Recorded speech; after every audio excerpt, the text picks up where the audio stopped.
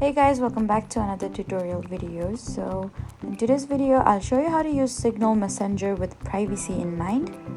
So first, download Signal from the official app store and register your account using the required phone number.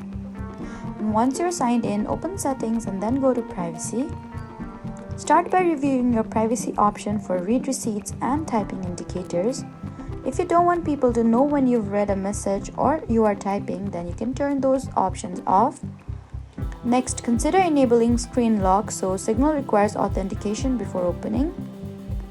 You can also review screen security and your notification settings. If you don't want message content appearing on your lock screen, then change your phone's notification preview settings. Also be careful about sharing your verification code or account information.